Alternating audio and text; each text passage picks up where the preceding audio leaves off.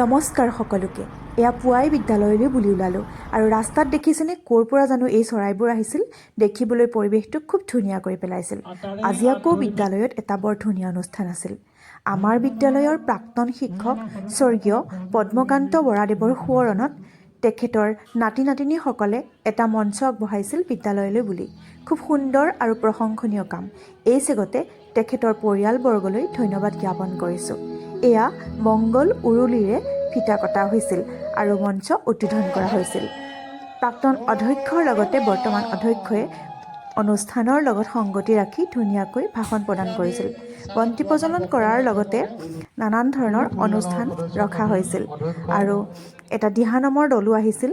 খুব সুন্দৰকৈ তেওঁলোকে পৰিৱেশন কৰিছিল দিহানাম আৰু লগতে বিদ্যালয়ৰ সংগীত শিক্ষক কুন্দন বৰাই ধুনীয়াকৈ বৰগীত পৰিৱেশন কৰি আমাক সকলোকে ভক্তিৰসত বিলীন কৰিছিল।